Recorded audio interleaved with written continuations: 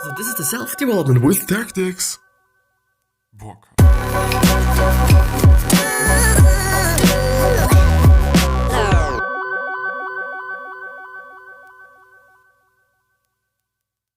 So, this episode is going to be about, again, hackers and painters or artists. Is it painters or is it artists? No, it's painters. Hackers and Painters by Paul Graham, as far as I remember. Yeah, Paul Graham. And yeah, I'm going to see you after the intro, as always.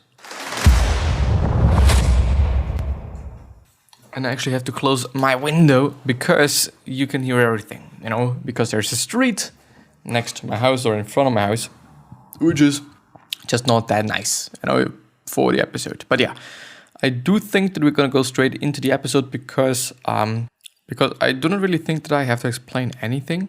Please check out the description. This is the only thing. Please check it out. Please just have a look at all the links that are there because they might be pretty important and or necessary and or quite useful. And well, I would rather stick with useful, I would say. Because there's free things that you can get, and there is also just the other things that I'm doing, and there is also just many different other things. So yeah, yesterday I think stopped with one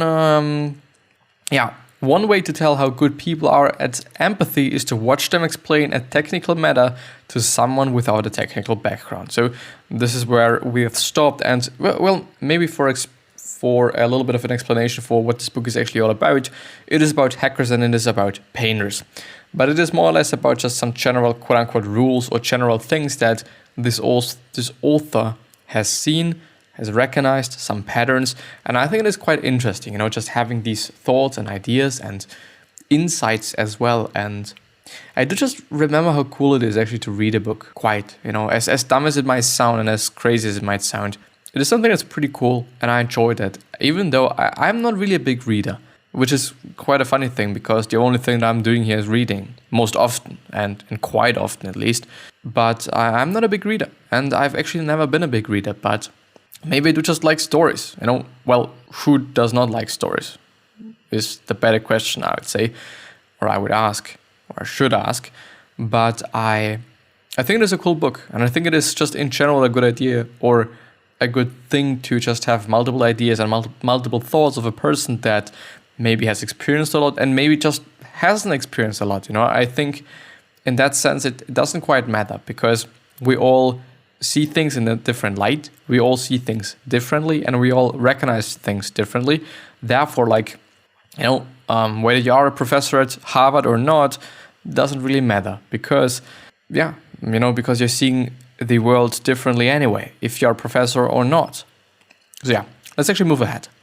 It would be a remarkable coincidence if ours were the first era to get everything just right. Which I guess, I don't know if it is going to be the case. I just really doubt that, but I'm not trying to be negative there. It is tantalizing to think we believe things that people in the future will find ridiculous. What would someone coming back to visit us in a time machine have to be careful not to say? Well, the N-word, of course, this might change in the future, but I hope that it's not going to change, that it is not going to get accepted. I do hope that it is something, it shouldn't be the case. The whole racism bullshit, I don't know, it's really unnecessary. It really is. It's just creating some fucking tension, which might be what some people need. Unfortunately, definitely. Unfortunately, because how bad do you have to feel and how bad do you have to be inside in terms of hurt actually as well to just, I don't know, be racist, consciously being racist and shit. I don't believe in it and I don't like that, but who the fuck likes that, and who would actually in public say, well, I like racism, I appreciate that. Who the fuck would say that? Actually, but what I thought about as I've been reading this and what I thought about as I was reading this little paragraph there is, what are the people in the future going to say about us? Are they going to be like, well, we're so dumb motherfuckers and we have been so dumb motherfuckers, as we might be viewing the people from, 200 years ago, 300 years ago, and or might they be like, well, not a lot changed, and we haven't been able to just accumulate such a lot of more wisdom or whatnot. Could also be the case. But I really hope, and I also believe that it is going to be more of a positive thing. That in the future that we're going to be just way ahead, and that we're going to have maybe our fucking flying cars. I am really looking forward to that. I don't know if I'm gonna see that. I actually doubt that, because I don't know, there's so many things that I think we have to figure out for doing something like that. I mean, we can't build electrical cars at this point in time, so what about the flying cars then? Chances are not that high. But I think it is a great question to ask yourself, what are people going to think about us in the future, and what are they going to say, and what shouldn't they be saying if they come back in time? Do you have any opinions or options that you would be reluctant to express in front of a group or your peers?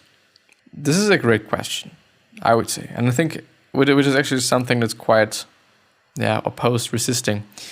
Do you have any opinions that you would be resisting to express in front of a group or of your peers, a group of peers? I think there often are some things, whether it is something minor or something major. Most often, I guess it is something really small, okay, I don't like this person, I don't like that person. Quite, because of course, this is not necessarily not necessarily something that you're gonna say in front of this person, being a part of the group there. But I don't know, there must be something for everyone, I guess. Quite. No one gets in trouble for saying that 2 + 2 is 5.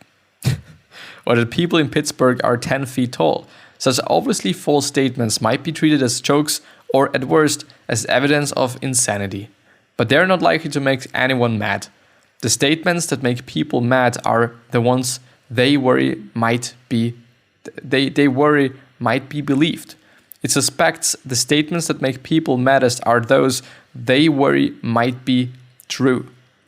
Quite, and I do think this is also something that you can see, if you're being to another person, I might be a little bit kindergarten shit here, but you love this person, you just want to bang this person and that shit. And if this person is then going to be fuck you, I hate you so much, then, I mean, yeah, it is a sign. It is a sign that, that maybe, I guess. But it could also be kind of the opposite then. Really the opposite then. Quite. But I think these responses, being mad, being angry, and how you're reacting to certain statements is definitely saying a lot. Really a lot. Or it can say a lot. It does not necessarily have to be saying a lot. But I assume, I guess, I think. But I don't know. Have I? I kind of have seen this relatively recently. With no, I'm not gonna. No. It is likely that visitors from the future will agree with at least some of the statements that get people in trouble today. To find them, keep track of opinions that get people in trouble and start asking, could this be true? And this is an amazing question. I think that it is an amazing question because it could show what we're getting wrong, first of all. Second of all, maybe that we should be thinking about things in a different light, in terms of in this light. Because I think if you think about this in if you think about things in a light that is a lot of likes here. Is this something on one hand that I could also be agreeing with? Is this something that some people in the future might be agreeing with? And I think it is totally not about racism shit, because of course this is something that we all say no, it's bullshit, at least the majority says, and fortunately it's bullshit. And I do not really think that the people in the future are then going to be racism is super good. I really doubt that. But on the other hand, if it is about okay, we're never going to be able, or some people being we're never going to be able to just build this and that, I don't know. We're never going to be able to just get to Mars.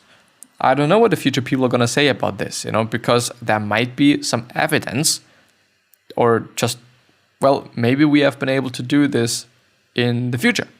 Quite. And therefore they're saying this is bullshit, man. We've already done it in the future. But that should be amazing, by the way. In terms of saying it, not necessarily the act, but just saying it okay, we've already done this, Well, yeah. Anyway, I do want to repeat the question actually once again because I've kind of lost it. It is likely that visitors from the future would agree with at least some of the statements that people get in trouble today. Well, in trouble, it is like, is it like trouble in terms of like, okay, you're going to get it just in jail or some shit? Or is it like, okay, people are going to be like, well, not really, I just don't think it is going to be the case and I don't believe in it and these things. In one culture, X is okay and in another, it's considered shocking. My hypothesis is that the side that's shocked is most likely to be the mistake one. I'm sorry. I suspect that only taboos that are more than taboos. Wait. I suspect that the only taboos that are more than taboos are the ones that are universal or nearly so. Murder, for example. But any idea that is considered harmless in a significant percentage of times and places and yet is taboo in ours is a good candidate for something we're mistaken about. And I also have to say, it's the truth. And I would say as well, like, what is the case in a lot of other places that is not the case?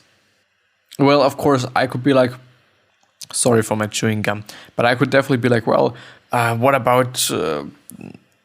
actually also racism and also like just racism in terms of religions. I think there's another word for it, but I don't know it, so I'm gonna say it in this way. So, I mean, in other countries it is definitely the case that if you're just gay, for example, as well, that you're gonna get fucked. It's bullshit, it's complete bullshit, but it is the case. But a significant percentage of times and places, this is definitely not a significant time. Like, this is actually for them. They should actually be thinking about that, like, in a significant amount of places, it is totally legal and totally fine to be gay. So why isn't it in our country? Why isn't it in our system? Why isn't it just with our fucking president or whatever? King, whatnot. But I don't know. It should definitely be a question that they should be asking themselves because, like, bullshit. Bullshit. The thing is, what is something that we should be asking ourselves? Maybe. In terms of nutrition, I think actually in terms of nutrition, it is definitely something that we can ask ourselves. For example, should we drink milk? A high percentage of the world's population are not drinking milk. If it is because they do not want to, or if it is because of they are like lactose intolerant, doesn't quite matter then. They're just not consuming it. And it's a really significant percentage of the whole world. I would say all the Eastern countries, isn't it the case? So should we really be drinking milk? Should we really be consuming this? I don't know. But I don't think so. On one hand, on the other hand, there is, like, I have been looking at some studies because I was interested in it. And it is actually just right in the middle. Like, people don't know. People don't know what it is, quote unquote, dangerous. And people don't also know whether it is something that's good for you. Like, there's a lot of things that people say, and also doctors say, maybe just because people say that, I don't know, that you have to drink milk so that your bones are going to be fine. My bones are fine. And I haven't been drinking any milk in just 2 years or something. 1.5 probably. It is fine. I'm not breaking my bones just by walking. And there's also a lot of people in Japan and in Asian countries, China, and whatnot, that are not consuming any milk. And they're still not just breaking all together. They're still pretty dense bone structure, I would say. I don't know, obviously, but I would assume, and I do assume, and I do want to say. A lot of my friends are starting to have children now, and they're all trying not to use words like fuck and shit within babies' hearing. Lest babies start using their words too. But these words are part of the language, and adults use them all the time. So parents are giving the kids an inaccurate idea of the language by not using them. Why do they do this? ? Because they don't think it is fitting that kids. Wait. They don't think it is fitting that kids should use the whole language. We like children to seem innocent. And I think it is important to point out it seem innocent because they are not. I think we just make them innocent. But in reality, And I just also think back to just Stone Age shit time. Have children been innocent back then? Because I wouldn't say so. I guess, at least. Like, I don't know. And I haven't been looking up just a lot and shit. But I don't know. Like, of course, if you're just a really, really, really, really, really little baby, then there's not a lot of chances that you're having. But if you're like just 5, 6, 7 and shit, then you can really be a fucking asshole and you can really kill some shit and or other human beings. If you want to, I guess. So yeah. On the other hand, this is also one of the reasons, as far as I at least know, that babies are having so big eyes. Because it looks cute and because the mothers wouldn't, because of the eyes, quote unquote, discard them as easily, quite. Because, okay, you look into this small child's face and it is so cute and it is so amazing and it is so fucking big eyes. Big eye like. It's having big eyes. And then you think like, well, no, I'm not gonna quote unquote discard it. I'm not gonna kill it. I'm gonna keep it because it looks cute, because it is amazing, and because I just wanna have it. I guess at least. We might be looking that up because I'm having quite some time left, or we are having quite some time left. So we could be doing this. And the last one is moral fashions more often seem to be created deliberately. When there is something we can't say, it is often because some group doesn't want us to. The prohibition will be strongest when the group is nervous. Like, yeah, definitely. We are not saying a lot of things because some people do not want to hear it. Maybe in school, like, I don't know. I'm not supposed to say like fuck and such things in school. I do sometimes, but even though on one hand I do have to say, like, in Austria, it is definitely the case that they are not, that swearing is not that big of a deal. Like, it is totally fine. If you're swearing, nobody actually gives a fuck. I don't know if you're just trying to do business with somebody, if they're gonna be like, well, I do not want to work with you because you're swearing. I wouldn't actually necessarily say so. Quite. You know? I don't know if there's a reason to think that way. Or just, I mean, of course, people are always gonna find a reason for just dumb shit and stuff. But I don't know. But let's see. Big eyes, children. Like, obviously, it is also because of growth things that your eyes are always going to be... No, this is just some fucking crazy shit. The Big Eye Children, the extraordinary story of an epic art fraud. Best Big Eye Children images. What the fuck? Big Eye's true story behind the films starring Amy Adams. So I don't really think that we're going to find something there. Not really. No. Not really. But there's strange fucking pictures. But I also do want to just have a look at Paul Graham. Because maybe this is actually interesting. Maybe there's something. PaulGraham.com. Essays. It's pretty cool. Well, this site is fine, but yeah, it's fine. If you're not sure which to try Life is Short, Do Things That Don't Scale, or the Refragmentation. Life is short. Life is short, as everyone knows. When I was a kid, I used to wonder about this. Is life actually short, or are we really complaining about its finiteness? Whatever. Would we be just as likely to feel life was short if we lived 10 times as long? Since there didn't seem any way to answer this question, I stopped wondering about it. Then I had kids. That gave me a way to answer the question, and the answer is that life actually is short. Having kids showed me how to convert a continuous quantity time into discrete quantities. You only get 52 weeks with your 2-year-old. If Christmas as magic lasts from, say, ages 3 to 10, you only get to watch your child experience it 8 times. And while it is impossible to say what is a lot or a little of a continuous quantity like time, 8 is not a lot of something. If you had a handful of 8 peanuts or a shelf of 8 books to choose from, the quantity would definitely seem limited. No wonder what our lifespan was. Pretty interesting, but I think that this is going to be the end of the episode, so no, the wrong one. I wish you the best health, happiness, and all success, and also hope that you're going to remind yourself and you're going to be remembered, which basically means your legacy, and basically means just being a nice person and then being remembered as a nice person. But yeah, gonna see you the next time, I at least hope, and I wish you the best.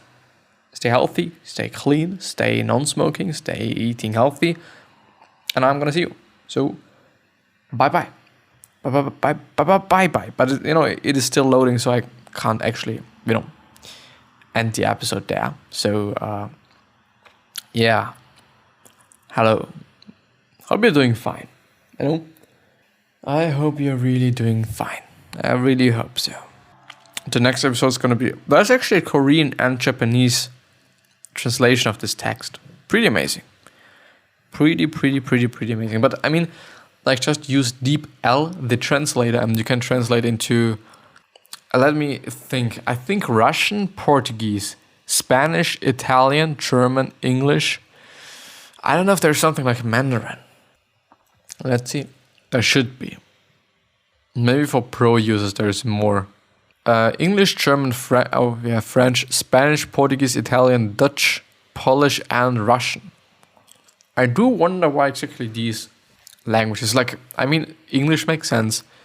Spanish makes sense. French makes sense. German, yeah, kind of. But it is. What is it? 100 million people that are speaking it. What about just Chinese or Mandarin or something similar? A lot of people are speaking this. Netherlands, Brazil, Portuguese. Is there actually two different Portuguese, like Portugal Portuguese, and there's also like Brazil Portuguese? Could be. Publisher, terms and conditions. What are they tweeting? Let's see. Just looking up some weird shit. DeepL develops AI products to expand human possibility and bring cultures closer together. Integrate DeepL into Windows and Mac. Yeah, you can download it as well. Oops, we did it again. We have reamped our neural network architecture and taken our translation quality to another level. And then we're having a comparison to other, as far as I know, to other,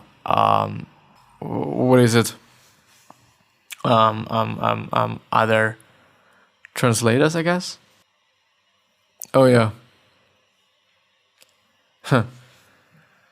Well, while Google from English to German scores 13 points, something. DeepL 64, 65. From German to English is actually better. It's like just the whole one, like nearly 70. I'm sorry. Then from English to French, also like pretty high. Oh, from French to English, it's actually only at 50, and English to Spanish, 35. But again, Spanish to English, it's way higher. I do wonder why it is the case. Maybe they're also writing about it, but yeah, I don't know. Oh yeah, I can end this episode. So, bye-bye.